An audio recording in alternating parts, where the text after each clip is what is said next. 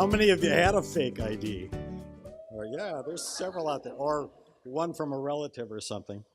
Well, we've all had that friend that gets you into trouble, and I had a real good friend in high school. We got each other in trouble, and this dates back to one time we had just graduated, or about, yeah, we had already graduated from high school, and that summer he shows me this catalog where you can send away for an ID. And oh, this is just too cool. And they have all kinds of things. You can be a doctor of divinity. You can be from another country. You can be from any state. You can make up just about anything you wanted to be. And you can send away for $5 to Las Vegas, and they send you back an ID. So this just looked too good to be true.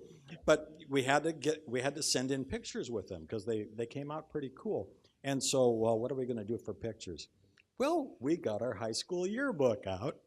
And we both look young. I mean, I looked really young. I looked like about 12, you know, in those high school yearbook pictures you get back in when I was in high school anyway. You got your suit on with the tie, and you got that look, you know, and you got that goofy look on your face. And so I looked about 12, and that's the picture I'm going to use on the fake ID. We send that in, you sign the form, and you send that in, and it actually comes back with your real signature on it, but with somebody else's thumbprint on it.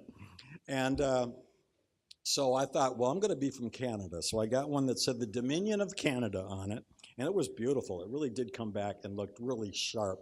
Now, they hadn't called it the Dominion of Canada since about 1960, but that's okay. Nobody in the States knew that. So I went off to college then that fall. And actually, I think I was already in college when we hatched this scheme, and came back that my second quarter or something like that with this fake ID, and it worked great. I even had a backup one from Ontario, you know, that I could, oh, that one's not good? Well, my Canadian, well, how about my Ontario one? You know, I got two of them. You know, so that worked fine. But I still have that yearbook we can poke our finger through where we cut our pictures out of the yearbook.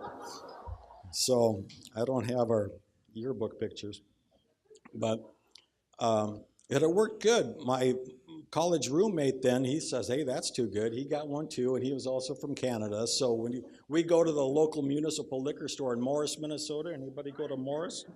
That's where we went to college. The guys at the liquor store knew us as those two Canadian kids, you know. They're only 12, but they're, you know, they got IDs, so that's fine. So we got by with those just fine. Another kid in the dorm, Obi, he got one. He sent away for it. And when his first time he walked downtown, this is we're all in the freshman dorm together, so we're just kids. And he's walking, he tells the story of walking down to the liquor store. He's scraping it on the trees as he goes down to make it look older and everything. So, well, these worked great. They really did, because we had them laminated even. So there's our picture in there. There's a signature, somebody else's thumbprint, the whole 9 yards. So they worked really good. One time I was actually studying late in the library until about midnight. I actually did study once in a while. And I went back to the dorm, and I opened up the basement door where we went in. And this was the first co-ed dorm Morris has ever had.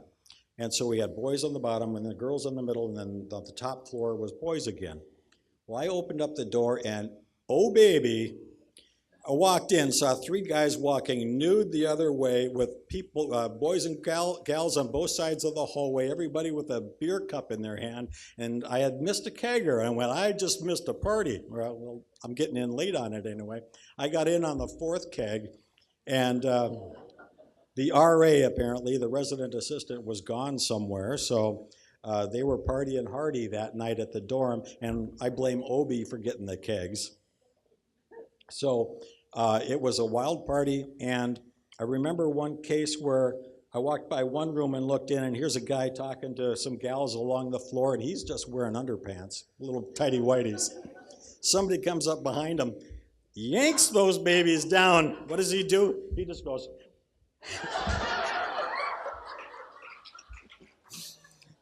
So that was a heck of a party. We had others in that dorm too. That I remember one time there was a water fight, and they ended up having to roll up these carpets. There's a terrazzo floor there. They rolled up the carpets, turned them on end so it could drain all the water out of them. But it was a fun dorm, I tell you. That was a great time. And those IDs worked really good, but there was one time when I was in Colorado. Anybody been to Breckenridge, Colorado? The Gold Pan Bar? Back in the day, it was quite something. This is the 70s we're talking about. And I went in, pulled out my fake ID to get a beer at the Gold Pan. And the bartender looks at it. He walks down about 3 places at the bar, shows it to a guy at the bar who's apparently management of some sort. Guy looks at it. He says, "You play hockey?" I said, "No." He says, "It's fake." What was I thinking? Of course I play hockey, dude, eh? So, but the next thing he said was, "Serve them." Thank you.